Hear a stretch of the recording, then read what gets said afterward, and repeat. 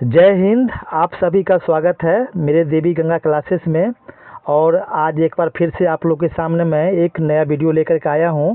इस वीडियो के थ्रू आप लोग को मैं मेडिएवल इंडिया कम्प्लीटली जो कर रहा हूं और मॉडर्न इंडिया और कुछ क्वेश्चंस एंशिएंट इंडिया के भी होंगे, तो आप लोग अच्छे से अपने धैर्यपूर्वक रख करके अच्छे से सोच विचार करके क्वेश्चंस का आंसर कमेंट सेक्शन में लिख सकते हैं। ठीक है, तो चलिए शुरू करते हैं बिना देर किए हुए आज का पहला क्वेश्चन के साथ। आज का पहला क्वेश्चन आप लोग के लिए है कि बताइए कि इनमें से कौन शेर शाह के मकबरे का वास्तुकार था। जो आपको सासाराम में जो शेर शाह का मकबरा दिखता है, आपको बताना है कि इनमें से शेर शाह के जो मकबरे का वास्तुकार उसमें से कौन था। ठीक है, ये सब क्वेश्चंस आपको बहुत महत्वपूर्ण है किसी भी एग्ज़ाम के लिए, चाहे वो रेलवे हो या बैंकिंग का हो या कोई एसएससी एग्ज़ाम हो, चाहे जीडी का एग्ज़ाम हो, किसी भी एग्ज़ाम के लिए बहुत महत्वपूर्ण क्वेश्चंस हो सकते हैं आप लोग के लिए और एग्ज़ाम में पूछे भी जाते हैं। तो आपको बताइए कि इनमें से कौन शेर शाह के मकबरे का वास्तुकार था। आपको मैं ये क्वेश्चंस को 1 से 2 बार रिपीट करूँगा ताकि आपको क्वेश्चंस अच्छे से याद हो जाएँ और एक जब भी आप एग्ज़ाम में बैठे तो ऐसा क्वेश्चंस आपको छूटे नहीं। ठीक है, तो बताइए ऑप्शन ए है पीर मोहम्मद है, ऑप्शन बी है मीर मोहम्मद अली बाल खान है, ऑप्शन सी है मोहम्मद खुर्रानी है या ऑप्शन डी है आसिफ शेख है। बताइए, अच्छे से सोच समझ के इस क्वेश्चन का सही जवाब देने की कोशिश करें। ठीक है, इनमें से कौन शेर शाह के मकबरे का वास्तुकार थे। ठीक है, तो इसका सही जवाब है option number B, Mir Mohammad Aliwal Khan जो थे। ये मतलब जो शेर शाह का मकबरा है सासाराम में, बिहार के सासाराम में, उसके वास्तुकार यही थे। ठीक है, तो ये ध्यान रखिएगा, इस क्वेश्चन का सही जवाब ऑप्शन नंबर बी हो जाता है। चलिए चलते हैं अगले सवाल पर। आप लोग के लिए अगला सवाल है कि मुगल काल में किस यात्री ने पटना की जनसंख्या 2 लाख बताया है। आपको बताना है कि ऐसा कौन सा यात्री है इनमें से जो मुगल काल के समय में कि पूरे पटना की जनसंख्या को जो है 2 लाख मतलब 2 लाख बताया था। ठीक है, बताइए कि इसका सही जवाब क्या है। तो ऑप्शन ए है अब्दुल रज्जाक थे, ऑप्शन बी है शाहीन शाह थे, ऑप्शन सी है मेनरिक थे या ऑप्शन डी है इनमें से कोई नहीं। अच्छे से समझिए, सोचिए और अच्छे शांतिपूर्वक बैठ करके क्वेश्चंस का सही जवाब कमेंट में लिखते चलिए कि मुगल काल में किस यात्री ने पटना की जनसंख्या 2 लाख बताया था।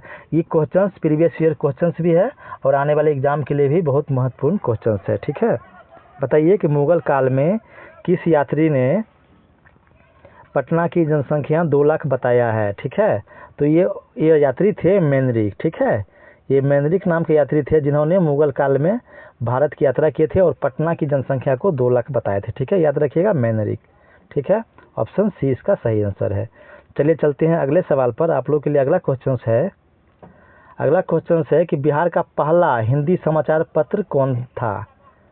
समझे, आपको बताना है कि बिहार का पहला मतलब आपको ये पूरे बिहार में जो पहला हिंदी पेपर जो छपा था वो समाचार पत्र कौन सा था, ये भी याद रखिएगा। ये पहला है, इसलिए ये क्वेश्चन महत्वपूर्ण हो जाता है बिहार बीपीएससी के लिए या बिहार दरोगा, बिहार पुलिस और बिहार एसएससी के लिए, चाहे बिहार के किसी भी एग्जाम के लिए ये सब क्वेश्चन पूछा जा सकता है।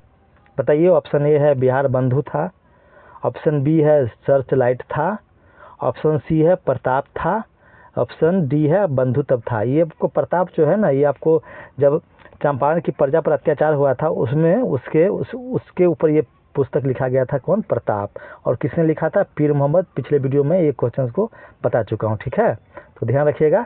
इसका जो सही आंसर है बिहार का पहला हिंदी समाचार पत्र वो है बिहार बंधु। ठीक है, इस क्वेश्चन का सही जवाब ऑप्शन नंबर ए हो जाता है। ठीक है, चलिए चलते हैं अगले सवाल पर। अगला सवाल है आप लोग के लिए, अगला सवाल है कि बिहार के किस जिले में पुरातात्विक स्थल ताराडीह एवं सोमनाथ पहाड़ी स्थित है। बताना है कि बिहार के कौन सा ऐसा जिला है जिसमें पुरातात्विक मतलब पुराना स्थल ताराडीह नाम और सोमनाथ नाम का पहाड़ी स्थित है। ऑप्शन ए है नालंदा में स्थित है, ऑप्शन बी है मुंगेर में स्थित है, ऑप्शन सी है रोहतास में स्थित है या ऑप्शन डी है गया में स्थित है। बताइए इसका सही जवाब क्या होगा। बिहार के किस जिले में पुरातात्विक स्थल ताराडीह एवं सोमनाथ पहाड़ी स्थित है। ऑप्शन ए है नालंदा में, ऑप्शन बी है मुंगेर में, ऑप्शन सी है रोहतास में, या ऑप्शन डी है गया में। बताइए इसका सही जवाब क्या होगा। तो इसका सही जवाब है ये दोनों साइट आपको मिल जाते हैं स्थल, ये गया में। ठीक है, गया में ये दोनों पहाड़ी स्थित है। वैसे गया में बहुत रकम की पहाड़ी है। ठीक है, प्रेतशिला भी एक फेमस पहाड़ी है। ठीक है, जहाँ महात्मा बुद्ध जी को मतलब ज्ञान की प्राप्ति हुई थी 6 साल तपस्या करने के बाद बोध गया में। ये भी आपको गया जिला में ही पड़ता है। ठीक है, ये ध्यान रखिएगा। चलिए चलते हैं अगले सवाल पर। आप लोग के लिए अगला सवाल है कि महात्मा गांधी अगस्त 1921 के बिहार यात्रा के दौरान किस जगह के नागरिकों ने अभिनंदन पत्र प्रदान किया था। महात्मा गांधी जी को जब 1921 में वो बिहार की यात्रा पर आए थे, जब असहयोग आंदोलन चल रहा था देश में, उस समय बताना है कि किस जगह के नागरिकों ने अभिनंदन पत्र प्रदान किया था, ये बताना है। ऑप्शन ए है मनेर के नागरिकों ने, ऑप्शन बी है बिहार शरीफ के नागरिकों ने, ऑप्शन सी है पटना के नागरिकों ने, या ऑप्शन डी है गया के नागरिकों ने। बताइए ये चारों ऑप्शन में से आपको बताना है अच्छे से कि इसका सही जवाब क्या होगा। अगर आप लोग को ये वीडियो अच्छा लगता है तो वीडियो को प्लीज़ लाइक कर दीजिए, और अभी तक आपने चैनल को सब्सक्राइब नहीं किया तो सब्सक्राइब भी कर दीजिए, और आप बेल आइकन भी प्रेस कर लीजिएगा ताकि आपको आने वाले वीडियो का नोटिफिकेशन सबसे पहले आपको मिल सके और अच्छा कंटेंट आपको पढ़ने को मिले, ताकि किसी भी एग्ज़ाम में जब भी बैठें तो आपको MCQ जो मतलब ऑब्जेक्टिव एग्ज़ाम होता है उसमें आपको क्वेश्चन सॉल्व करने में मदद मिले। ठीक है, बताइए कि किस जगह के नागरिकों ने उनको अभिनंदन पत्र प्रदान किया था। तो ये बिहार शरीफ, अब मतलब नालंदा जिला में बिहार शरीफ पड़ता है। ठीक है, बिहार शरीफ आपको नालंदा जिला में ही है। यहीं के नागरिकों ने महात्मा गांधी जी को 1921 में, आपको याद होगा कि असहयोग आंदोलन चल रहा था, उस समय ये बिहार की यात्रा पर आए थे। ठीक है, तब इनको ये पत्र दिया गया था। ठीक है, चलिए चलते हैं अगले सवाल पर। आप लोग के लिए अगला सवाल है कि महात्मा बुद्ध कितने वर्ष की आयु में सर्वोच्च ज्ञान प्राप्त कर बुद्ध बने थे। देखिए अभी मैंने इस पिछले मतलब क्वेश्चन में इसका जवाब बता दिया हूँ। तो ये मतलब आपको वैसे मैं बताया हूँ कि 6 साल तपस्या किए थे तब इनको मिला था। तो आपको मैं यही बता दूँ कि मतलब ये 500 ईसा पूर्व में 529 ईसा पूर्व में इन्होंने मतलब ज्ञान की प्राप्ति मतलब तपस्या शुरू किए थे, और इनको 6 साल बाद यानी 35 वर्ष की आयु में इनको, ठीक है, जब 29 वर्ष के जब थे तब इन्होंने ऐसा तपस्या शुरू किए थे, और 35 वर्ष में इनको ज्ञान की प्राप्ति हुई थी। तो इसका सही आंसर है ऑप्शन नंबर डी, ये याद रखिएगा। ठीक है, 6 साल ये इन्होंने तपस्या की थी, उसके बाद इनको ज्ञान की प्राप्ति हुई थी। ये आपको एंशिएंट इंडिया का क्वेश्चन हो जाता है। ठीक है, मैं आपको इसलिए क्वेश्चन याद करवा रहा हूँ ताकि मैं ऐसा नहीं कि मैं क्वेश्चन पढ़ दिया, आंसर पढ़ दिया, हट गया, पता चला गया, ऐसा नहीं, मैं आपको अच्छे से याद भी करवा रहा हूँ। ठीक है, तो अच्छे से आप लोग बैठिए और ध्यान से क्वेश्चन को सुनिए, और आपको आता है तो कमेंट में लिखिए, नहीं अगर पता है तो मैं इसका क्वेश्चन का जवाब बताऊंगा। ठीक है, चलिए चलते हैं अगले सवाल पर। अगला सवाल है आप लोग के लिए, अगला सवाल है बिहार से संबंधित क्वेश्चन है। बिहार राज्य के विद्युत बोर्ड की स्थापना किस वर्ष में हुई थी। आपको बताना है कि बिहार राज्य के जो विद्युत बोर्ड है इसकी स्थापना किस वर्ष में हुई थी। वर्ष 1950 में, 1955 में, ऑप्शन सी है 1958 में, या ऑप्शन डी है 1960 में। बताइए, अब ये चारों 1950 लेकिन 1960 है तो इसी में कोई ऑप्शन होगा, तो ये ध्यान रखिएगा। बिहार राज्य के विद्युत बोर्ड की स्थापना किस वर्ष में हुई थी ये बताना है। चारों ऑप्शन में एक सही जवाब है इसमें, बताइए इसका सही जवाब क्या होगा। तो इसका सही जवाब है ऑप्शन नंबर सी। ठीक है, ऑप्शन नंबर सी इसका सही जवाब है। 1958 में बिहार राज्य के विद्युत बोर्ड की स्थापना हुई थी। ठीक है, याद रखिएगा। चलिए चलते हैं अगले सवाल पर। आप लोग के लिए अगला सवाल है कि बिहार राज्य में, अब देखिए एक और बोर्ड की स्थापना की बात कर रहा है। बिहार राज्य में वो देखिए वो क्वेश्चन था बिहार राज्य के विद्युत बोर्ड की स्थापना, लेकिन अब एक क्वेश्चन और इसमें पूछा गया है कि बिहार राज्य में जल विद्युत शक्ति निगम, बिहार राज्य में जल विद्युत शक्ति निगम की स्थापना किस वर्ष में हुई थी, ये आपको बताना है। बताइए कि 1965 में हुई थी, 1975 में, 1982 में, या 1985 में। बताइए इसका सही जवाब क्या होगा। चलिए बताइए इसका सही जवाब क्या होगा कि बिहार राज्य में जल विद्युत शक्ति निगम की स्थापना किस वर्ष में हुई थी। तो ये आपको 1982 में हुई थी। ऑप्शन नंबर सी इसका सही जवाब है। ठीक है, अब देखिए पहले मैं क्वेश्चन बताया हूँ बिहार राज्य के विद्युत बोर्ड की स्थापना 1958 में, ठीक है, 1958 में, और आपको ये जल विद्युत शक्ति निगम की स्थापना 1982 में, ये दोनों एक साथ याद रखिएगा, ठीक है। कहीं लिख लीजिएगा अच्छे से, ये क्वेश्चन आप लोग के लिए बहुत ही महत्वपूर्ण है, ठीक है। चलिए चलते हैं अगले सवाल पर। आप लोग के लिए अगला सवाल है कि शेर खान बिहार के किस शासक का संरक्षण नियुक्त हुआ था। ये बताना है कि मतलब बिहार में ये शेर खान मतलब किस शासक का संरक्षक नियुक्त हुआ था। ऑप्शन ए है जलाल खान, ऑप्शन बी है मोइन हसन, ऑप्शन सी है विधायक खान, या ऑप्शन डी है आपको मोहम्मद सलीम। अच्छे से बताइए कि इसका सही जवाब क्या होगा। शेर खान बिहार के किस शासक का संरक्षक नियुक्त हुआ था। ऑप्शन ए है जलाल खान, ऑप्शन बी है मोइन हसन, ऑप्शन सी है विधायक खान, या ऑप्शन डी है मोहम्मद सलीम।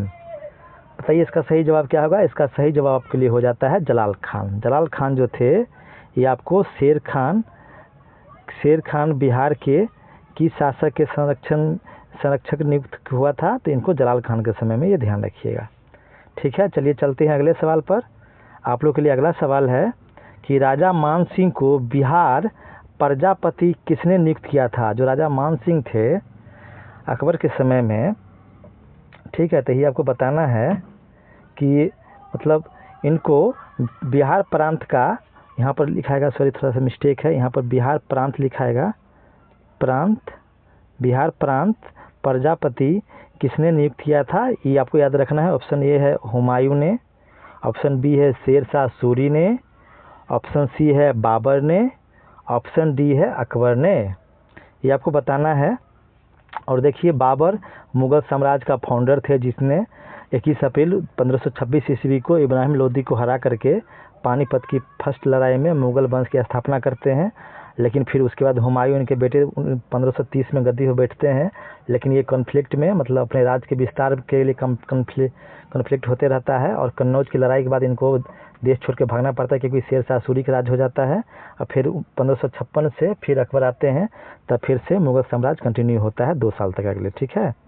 तो बताइए कि राजा मान सिंह को बिहार प्रांत का प्रजापति किसने नियुक्त किया था, ये बताना है। इसका सही जवाब है ऑप्शन नंबर डी अकबर ने, ठीक है।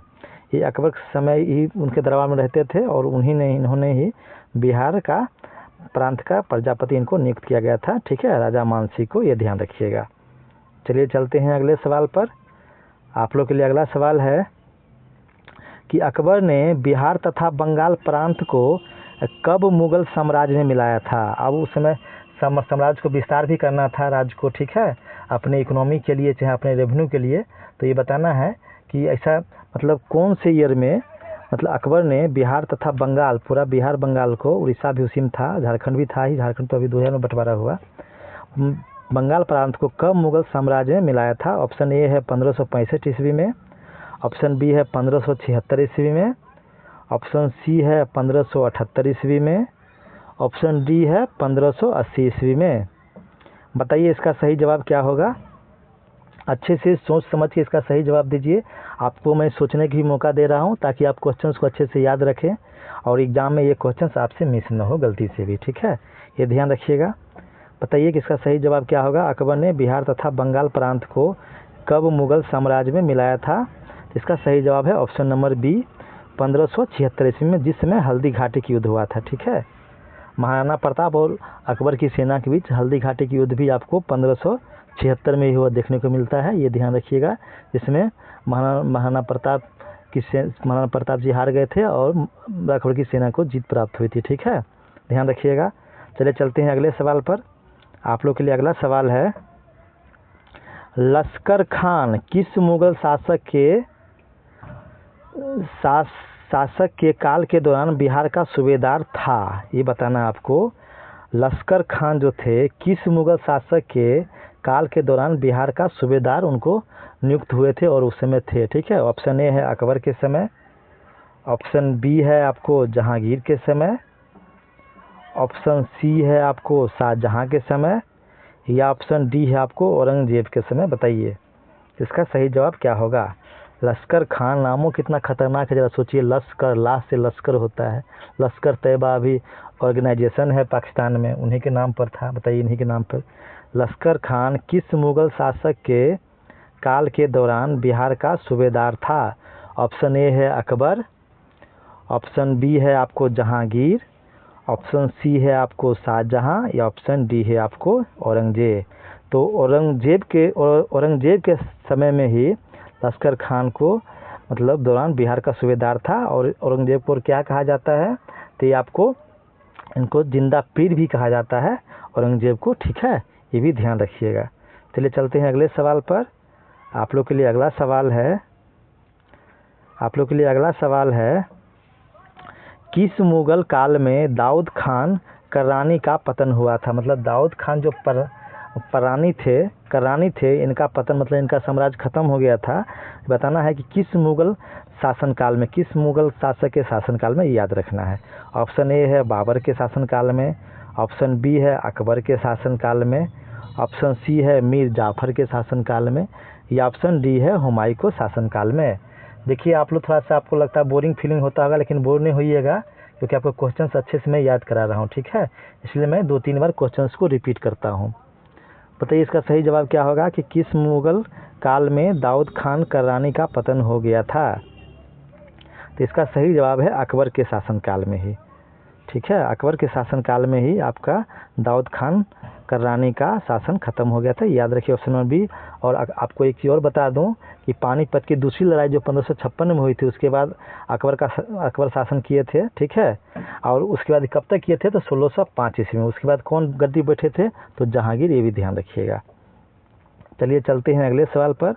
आप लोग के लिए अगला सवाल है कि संध्याकार नंदी किस पाल वंशीय राजा का राज्य कवि था? अब देखिए ये आपको एंशिएंट इंडिया क्वेश्चन आ गया पाल वंश से संबंधित, कि संध्याकार नंदी किस पाल वंशीय राजा का राज्य कवि था? ऑप्शन ए है महिपाल का था, ऑप्शन बी है सेनापाल का था, ऑप्शन सी है रामपाल का था, या ऑप्शन डी है गृहपाल का था। बताइए अच्छे से सोच समझ के। 850 ईस्वी के आसपास गोपाल ने पाल वंश की स्थापना बिहार के और बंगाल के रीजन में किए थे, ठीक है। बताइए इसका सही जवाब क्या होगा? संध्याकार नंदी किस पाल वंशीय राजा का राज्य कवि था? ऑप्शन ए है महिपाल का था, ऑप्शन बी है आपको सेनापाल का था, ऑप्शन सी है रामपाल का था, या ऑप्शन डी है गृहपाल का था। बताइए इसका सही जवाब क्या होगा? तो इसका सही जवाब है ऑप्शन नंबर सी, ये रामपाल का वंशीय राजा का राजकवि रामपाल का था, ठीक है। कौन है? संध्याकार नंदी, ये भी याद रखिएगा, ठीक है। ये पाल वंश से संबंधित है, कभी कोई ऐसा भी एग्जाम में क्वेश्चन पूछ लिया जाता है, तो ध्यान रखिएगा। चलिए चलते हैं अगले सवाल पर। आप लोग के लिए अगला सवाल है कि अकबर के शासनकाल के दौरान बिहार का पहला कौन बना था? देखिए थोड़ा सा इसे कुछ मिस्टेक है, मैं देख लेता हूँ। हाँ, इसमें है कि बिहार का पहला सूबेदार कौन बना था, ये मतलब क्वेश्चन है। ऑप्शन ए है मेजर खान, ऑप्शन बी है हकीम खान, ऑप्शन सी है सुलह खान, या ऑप्शन डी है मुनीम खान। बताइए कि अकबर के जब शासनकाल थी 1556 से 1605 ईस्वी तक, उस समय बिहार का पहला सूबेदार कौन बना था, ये बताना है आपको, समझे। ये 4 ऑप्शन में ये चारों खान है, मेजर खान, चाहे हकीम खान, चाहे सुलह खान, चाहे मुनीम खान, इनमें से कौन थे जो बिहार के पहले सूबेदार बने थे, ये आपको बताना है। अच्छे से आप लोग सोच समझ के क्वेश्चन का सही जवाब दीजिए। इसका सही जवाब क्या होगा? अकबर के शासनकाल के दौरान बिहार का पहला सूबेदार कौन बना था? तो इसका सही जवाब है मुनीम खान, ठीक है। मुनीम खान जो थे, इन्होंने अकबर के शासनकाल के दौरान बिहार का पहला सूबेदार बने थे, जब अकबर ने 1576 में बंगाल और बिहार को मुगल साम्राज्य में मिलाया था, उसके बाद। ये ध्यान रखिएगा। चलिए चलते हैं अगले सवाल पर। आप लोग के लिए अगला सवाल आप लोग के लिए है, निम्न में से कर्नाट वंश का अंतिम शासक कौन था, ये आपको बताना है, ठीक है। ऑप्शन ए है हरि सिंह थे, ऑप्शन बी है विनोद सिंह थे, ऑप्शन सी है विजय सिंह थे, या ऑप्शन डी है मान सिंह थे। बताइए कि निम्न में से कर्नाट वंश का अंतिम शासक कौन था? ऑप्शन ए है हरि सिंह, ऑप्शन बी है विनोद सिंह, ऑप्शन सी है विजय सिंह, या ऑप्शन डी है मान सिंह। बताइए इसका सही जवाब क्या होगा। कर्नाट वंश भी एक वंश था जिसका अंतिम शासक कौन था, तो ये आपको हरि सिंह देखने को मिलता है। ऑप्शन नंबर ए इसका सही जवाब है। ठीक है, हरि सिंह जो थे ये कर्नाट वंश के अंतिम शासक थे, ये ध्यान रखना है। चलिए चलते हैं अगले सवाल पर। आप लोग के लिए अगला सवाल है कि फिरोज शाह तुगलक का फारसी शिलालेख कहाँ से मिला है। मतलब ऐसा खोज किया गया है कि जो फिरोज शाह तुगलक था उसका फारसी में जो शिलालेख था वो कहाँ से मिला गया। ऑप्शन ए है पटना से, ऑप्शन बी है बिहार शरीफ से, ऑप्शन सी है मनेर शरीफ से, या ऑप्शन डी है गया से। बताइए कि कहाँ से मिला है। ये आपको वहीं से मिला है जैसे मैंने पिछले क्वेश्चन बताया कि जब 1921 में महात्मा गांधी जब बिहार के दौरा पर आए थे असहयोग आंदोलन के दौरान, तब इनको वहाँ के नागरिकों ने एक अभिनंदन पत्र प्रदान किया था, वहीं से इनको ये शिलालेख मिला है। ये भी ध्यान रखिएगा, दोनों क्वेश्चन को मैं लिंक कर दिया हूँ। ठीक है, तो इसका सही जवाब है बिहार शरीफ। आप लोग समझ भी गए होंगे। ठीक है, बिहार शरीफ में ही, बिहार शरीफ से ही मतलब फिरोज शाह तुगलक का फारसी शिलालेख मिला है। कहाँ से, तो बिहार शरीफ से। इस क्वेश्चन का सही जवाब ऑप्शन नंबर बी हो जाता है, ये ध्यान रखिएगा। चलिए चलते हैं अगले सवाल पर। आप लोग के लिए अगला सवाल है कि 1763 ईस्वी में उदावला के युद्ध में अंग्रेज़ों ने किसे हराया था। अब उदावला का भी एक युद्ध हुआ था। बताना है कि 1763 ईस्वी में उदावला याद रखिएगा, उदावला का युद्ध हुआ था। युद्ध में अंग्रेज़ों ने किसे पराजित किया था ये बताना है। ठीक है, मुगल साम्राज्य की शासनकाल चल रहा था इंडिया पे। ये बताना है कि कब उसको हराया था। ऑप्शन ए है मीर जाफर को हराया था, ऑप्शन बी है मीर कासिम को हराया था, ऑप्शन सी है सिराजुद्दौला को हराया था, या ऑप्शन डी है यूनिस खान को हराया था। बताइए किसका सही जवाब क्या होगा। कि आपको पहली बात तो ईस्वी याद रखना है 1763 ईस्वी, और 1764 में क्या हुआ था, बक्सर का युद्ध हुआ था, ये भी याद रखिएगा। ठीक है, तो उदावला के युद्ध में अंग्रेज़ों ने किसे हराया था, तो ये आपको याद रखना है क्योंकि मुगल शासनकाल था और उस समय रूलर आते थे। पुप्त रूलर मतलब अंग्रेज़ों की सारी पे काम करते थे, जो नहीं काम करते थे उस युद्ध में उनको हरा देता था अंग्रेज़ लोग मिल करके। ठीक है, तो बताइए कि 1763 ईस्वी में उदावला के युद्ध में अंग्रेज़ों ने किसे हराया था, तो ये आपको मीर कासिम का शासन था। ठीक है, और मीर कासिम को ही हराया था। ठीक है ना, ये ध्यान रखिएगा। चलिए चलते हैं अगले सवाल पर। आप लोग के लिए अगला सवाल है, अगला सवाल क्या है कि महात्मा गौतम बुद्ध को कौंडिल्य और 5 ब्राह्मण कहाँ मिले थे, ये बताना है। कौंडिल्य और 5 ब्राह्मण कहाँ मिले थे ये बताना है आपको।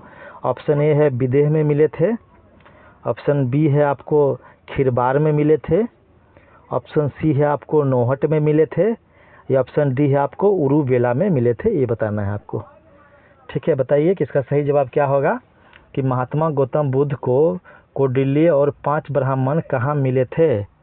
ऑप्शन ए है विदेह में मिले थे, ऑप्शन बी है आपको खिरबार में मिले थे, ऑप्शन सी है आपको नौहट में मिले थे, या ऑप्शन डी है आपको उरुवेला में मिले थे। ठीक है, क्योंकि ब्राह्मण को मिलने के बाद मतलब कुछ शिक्षा दे रहे थे ब्राह्मण सबको। ठीक है, उसमें मिले थे और उसी समय से अपना ये योग का ज्ञान बांटना शुरू कर दिए थे। ठीक है, तो वही बताइए ये कहाँ मिले थे 5 ब्राह्मण, तो ये आपको उरुवेला में मिले थे। ठीक है, उरुवेला मिले थे। उरुवेला में महात्मा गौतम बुद्ध को जब उनको ज्ञान की प्राप्ति हो गई थी 35 वर्ष की आयु में, उसके बाद। ठीक है, ध्यान रखिएगा। चले चलते हैं अगले सवाल पर। आप लोग के लिए अगला सवाल है,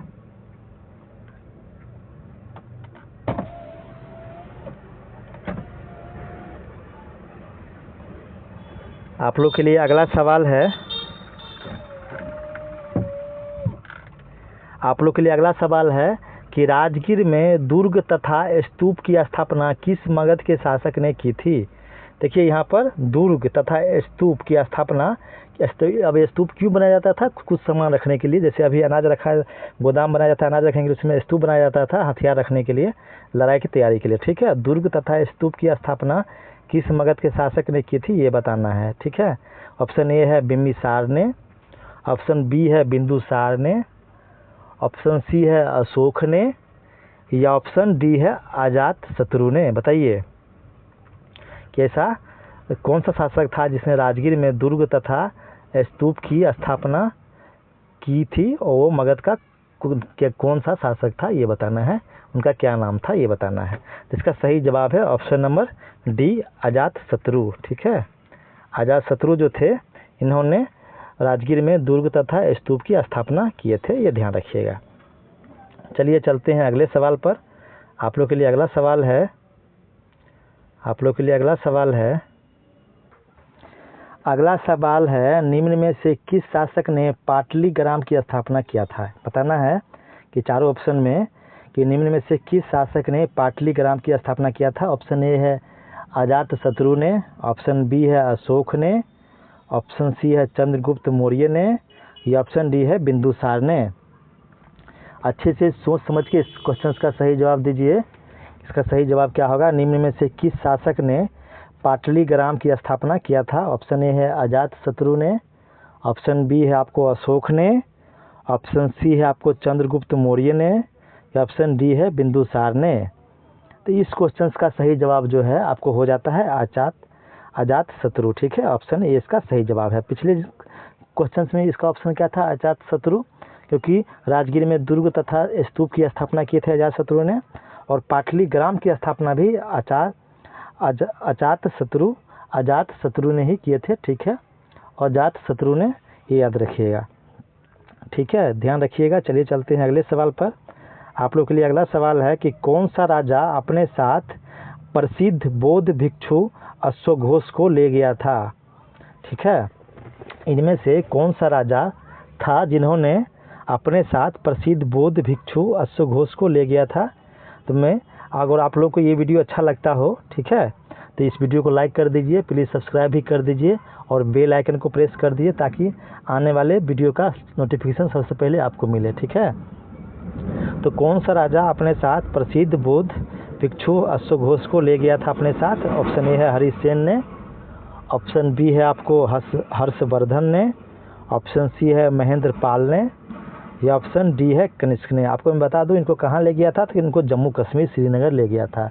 आपको इससे पता चलिए गया कि श्रीनगर में किसका शासन था, तो कनिष्क का। ठीक है, कनिष्क जो थे कुषाण वंश के शासक, इन्होंने ही प्रसिद्ध बौद्ध भिक्षु अश्वघोष को ले गए थे। उसके बाद मतलब जानकारी लेने के लिए बौद्ध के बारे में, ठीक है, और ताकि उसको बौद्ध की विचार को अप्लाई किया जाए अपने साम्राज्य में। ठीक है, शांति लाया जाए, ये ध्यान रखिएगा। चलिए चलते हैं अगले सवाल पर। आप लोग के लिए अगला सवाल है कि मणिनाग मंदिर पर बनाए गए विष्णु जी और गणेश जी की मूर्ति संभवतः किस काल की है। ये बताना है कि मणिनाग मंदिर पर बनाए गए विष्णु जी और गणेश जी की मूर्ति संभवतः, बताइए कि मणिनाग मंदिर पर बनाए गए विष्णु जी और गणेश जी की मूर्ति संभवतः किस काल की, मतलब किसके शासन काल में उसमें बनाए गए थे विष्णु जी और गणेश जी की मूर्ति बताना है आपको। इससे आपको आर्ट और कल्चर का पता चलता है कि उस समय से भी अच्छा आर्ट और कल्चर था। बताइए, ऑप्शन ए है मौर्य काल में, ऑप्शन बी है आपको वैदिक काल में, ऑप्शन सी है आप लोग के लिए गुप्त काल में, ऑप्शन डी है आप लोग के लिए हर्षवर्धन काल में। बताइए किसका सही जवाब क्या होगा। कि आपको देखिए इस काल में आपको मंदिर का निर्माण होना शुरू हो गया था, तो आपको पता चल गया होगा थोड़ा मोड़ा। अगर आप आर्ट और कल्चर आप पढ़े होंगे तो आपको ये गुप्त काल से संबंधित है। उसी समय आपको मंदिर मतलब उसी समय से बनना भी शुरू हुआ था, याद रखिएगा, स्टेप बाय स्टेप। ठीक है, तो ये भी आपको ध्यान रखना है कि मणिनाग मंदिर पर बनाए गए विष्णु जी और गणेश जी की मूर्ति संभवतः किस काल की है, तो गुप्त काल की। सी इसका राइट आंसर हो जाता है। चलिए चलते हैं अगले सवाल पर। आप लोग के लिए अगला सवाल है कि बिहार के कर्नाट वंश के शासक हरि सिंह देव को पराजित करने वाला सुल्तान कौन था, ये बताना है। को दिल्ली सल्तनत काल के दौरान जब ये मतलब लड़ाई हुई थी कर्नाट वंश के शासक हरि सिंह देव को पराजित हरि सिंह देव के साथ, तो किस सुल्तान के साथ हुआ था और किसने हराया था, ये आपको ध्यान रखना है। ठीक है, ऑप्शन ए है बलबन ने हराया था, ऑप्शन बी है आपको गयासुद्दीन तुगलक ने हराया था, या ऑप्शन सी है फिरोज शाह तुगलक ने हराया था, या ऑप्शन डी है आपको रजिया सुल्तान ने हराया था। देखिए ये आपको बलबन रजिया सुल्तान था, आपको गुलाम वंश के शासक, फिरोज शाह और गयासुद्दीन तुगलक ये आपको तुगलक वंश के शासक थे। तो याद रखना है जब तुगलक वंश के शासक था उसी समय इन्होंने गयासुद्दीन तुगलक ने कर्नाटक वंश के शासक हरि सिंह देव को पराजित किया था। किसने? गयासुद्दीन तुगलक ने। याद रखिएगा, इस क्वेश्चन का सही जवाब ऑप्शन नंबर बी हो जाता है, कि ध्यान रखिएगा। तो इसका सही जवाब ऑप्शन नंबर बी हो गया। चलिए चलते हैं अगले सवाल पर। आप लोग के लिए अगला सवाल है कि बिहार में उपनिषद काल में ब्राह्मण धर्म तथा ज्ञान का महान केंद्र कौन सा था? मतलब ऐसा कोई यूनिवर्सिटी था जो कौन सा था, ये आपको बताना है। कि बिहार में आपको उपनिषद काल में ब्राह्मण और धर्म तथा ज्ञान का महान केंद्र था। ऑप्शन ए है विक्रमशिला था, जो भागलपुर में स्थित है। ऑप्शन बी है मगध था। ऑप्शन सी है आपको नालंदा था, या ऑप्शन डी है आपको विदेह था। ठीक है, बताइए कि कहाँ था, ये आपको बताना है। जल्दी बताइए इसका सही जवाब क्या है। तो बिहार में उपनिषद काल मतलब जो वैदिक काल था उस समय में ब्राह्मण धर्म तथा ज्ञान का महान केंद्र कहाँ था? तो ये आपको विदेह में था। ठीक है, ऑप्शन नंबर डी इसका सही आंसर हो जाता है। याद रखिएगा, ऑप्शन नंबर डी इसका राइट आंसर है। ध्यान रखिएगा। चलिए चलते हैं अगले सवाल पर। आप लोग के लिए अगला सवाल है कि किसके शासन काल में उज्जैन पाटलिपुत्र शिक्षा केंद्रों के रूप में उभरे थे? बताइए कि किसके शासन काल में उज्जैन पाटलिपुत्र शिक्षा केंद्रों के रूप में उभरे थे? ऑप्शन ए है चंद्रगुप्त टू के शासन काल में। ऑप्शन बी है कुमार गुप्त के शासन काल में। ऑप्शन सी है अशोक के शासन काल में, या ऑप्शन डी है महिपाल के शासन काल में। बताइए कि इसका सही जवाब क्या होगा। किसके शासन काल में उज्जैन पाटलिपुत्र शिक्षा केंद्रों के रूप में उभरे थे? तो इसका सही जवाब हो जाता है आपको option number A Chandragupta two के शासनकाल में। ठीक है, और कुमार गुप्त फर्स्ट जो थे, कुमार गुप्त फर्स्ट जो लिख देंगे, तो ये इन्होंने नालंदा यूनिवर्सिटी की स्थापना की थी लगभग 426 ईस्वी में। ठीक है, ईसा पूर्व नहीं, ईस्वी में, ये ध्यान रखिएगा। तो इसका सही जवाब ऑप्शन नंबर ए चलिए हो गया, चंद्रगुप्त टू। ठीक है, उज्जैन पाटलिपुत्र शिक्षा केंद्रों के रूप में उभरे थे किसके शासनकाल में? तो चंद्रगुप्त टू के शासनकाल में। ये एंशिएंट इंडिया का क्वेश्चन है, ये ध्यान रखिएगा। चलिए चलते हैं अगले सवाल पर। आप लोग के लिए अगला सवाल है कि महात्मा गौतम बुद्ध ने सबसे ज़्यादा वर्षा ऋतु कहाँ बिताया था? जो बरसात का जो समय होता है उसमें वो कहाँ रहते थे, सबसे ज़्यादा रहे थे वर्षा ऋतु में, ये आपको बताना है। ऑप्शन ए है कुशीनगर में। ऑप्शन बी है श्रावस्ती में। ऑप्शन सी है बोधगया में, या ऑप्शन डी है उज्जैन में। बताइए इसका सही जवाब क्या होगा कि महात्मा गौतम बुद्ध ने सबसे ज़्यादा वर्षा ऋतु कहाँ बिताया था? ऑप्शन ए है कुशीनगर में। ऑप्शन बी है आपको श्रावस्ती में। ऑप्शन सी है आपको बोधगया में, या ऑप्शन डी है आपको उज्जैन में। तो इसका सही जवाब है ऑप्शन नंबर बी श्रावस्ती में। ठीक है, श्रावस्ती इसका राइट आंसर हो जाता है। ये भी आपको एंशिएंट इंडिया का क्वेश्चन है, ये ध्यान रखिएगा। चलिए चलते हैं अगले सवाल पर। आप लोग के लिए अगला सवाल है कि बिंदुसार को किस साहित्य में सिंहसेन या विदुपाल के नाम से भी जाना जाता है? बिंदुसार जो थे मौर्य वंश के शासक थे, चंद्रगुप्त मौर्य के बेटे थे। उसके बाद सेकंड राजा थे जो मौर्य शासन काल में मौर्य वंश के राजगद्दी पर बैठे थे। बताना है कि बिंदुसार को किस साहित्य में सिंहसेन या विदुपाल के नाम से भी जाना जाता है? ऑप्शन ए है जैन साहित्य में। ऑप्शन बी है आपको बौद्ध साहित्य में। ऑप्शन सी है आपको ब्राह्मण साहित्य में, या ऑप्शन डी है आपको इनमें से कोई नहीं, किसी और ही साहित्य में। ठीक है, बताइए कि इसका सही जवाब क्या होगा। तो इसका सही जवाब जो है, इसका सही जवाब होता है जैन साहित्य में। ठीक है, जैन साहित्य ऑप्शन नंबर ए इसका राइट आंसर हो जाता है। बिंदुसार को किस साहित्य में सिंहसेन या विदुपाल के नाम से भी जाना जाता है? ऑप्शन नंबर ए इसका राइट आंसर हो जाता है। चलिए चलते हैं अगले सवाल पर। आप लोग के लिए अगला सवाल है कि अर्थशास्त्र में कितने अध्यक्ष की चर्चा है?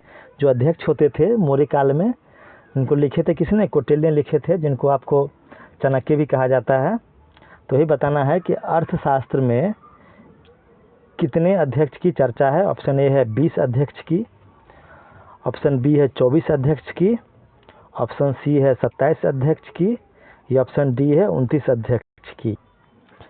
बताइए इसका सही जवाब क्या होगा? ऑप्शन नंबर सी इसका राइट आंसर। 27 अध्यक्ष की चर्चा है अर्थशास्त्र में, ठीक है। कितने? 27 अध्यक्ष की, ध्यान रखिएगा। चलिए चलते हैं अगले सवाल पर। आप लोग के लिए अगला सवाल है कि दिल्ली सल्तनत के किस सुल्तान को लाल बख्श के नाम से जाना जाता है? ये आपको बताना है, ठीक है। दिल्ली सल्तनत के किस सुल्तान को लाल बख्श के नाम से जाना जाता है? ऑप्शन नंबर ए है कुतुबुद्दीन ऐबक को, ऑप्शन नंबर बी है इल्तुतमिश को, ऑप्शन नंबर सी है रजिया सुल्तान को, या ऑप्शन डी है बलबन को। ये चारों आपको गुलाम वंश के शासक थे, ठीक है। इन्हीं चार में से किसी एक को लाल बख्श के नाम से जाना जाता है, याद रखिएगा, ठीक है। किनको जाना जाता है? इन्होंने ही गुलाम वंश की स्थापना किए थे। कब? 1206 ईस्वी में, याद रखिएगा। उसी समय से दिल्ली सल्तनत की शुरुआत भी होती है, ये ध्यान रखिएगा। ये 1210 तक अपना शासन किए थे, 4 साल, ठीक है। तो इनका नाम है कुतुबुद्दीन ऐबक। इन्हीं को लाल बख्श भी कहा जाता है। इन्होंने ही मतलब गुलाम वंश की स्थापना भी किए थे। और गुलाम वंश की स्थापना क्यों किए थे? क्योंकि ये मोहम्मद गौरी के गुलाम थे, जिन्होंने तराइन के युद्ध में पृथ्वीराज चौहान को हराया था 1192 ईस्वी में, ठीक है। 1192 ईस्वी में जब मतलब हराए थे मोहम्मद गौरी ने, तब उसके बाद इन्होंने 1206 ईस्वी में गुलाम वंश की स्थापना किए थे। उसी समय से दिल्ली में आपको दिल्ली सल्तनत की शुरुआत दिखाई देती है, ठीक है। चलिए चलते हैं अगले सवाल पर।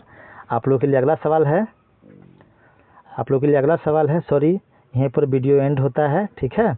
तो आप लोग को अगर ये वीडियो अच्छा लगता है तो प्लीज़ वीडियो को लाइक कर दीजिए, सब्सक्राइब भी कर दीजिए मेरे चैनल को, और बेल आइकन भी दबा दीजिए, ताकि आपको जो भी मैं वीडियो आए आपको पहला नोटिफिकेशन मिल जाए, ताकि आप अच्छे से पढ़ सकें और अच्छा कंटेंट भी जान सकें, ठीक है। तो और आप ये भी पढ़ लीजिएगा। आप थैंक्स फॉर वॉचिंग। आप लोग को देखने के लिए धन्यवाद, ठीक है। चलिए ठीक है।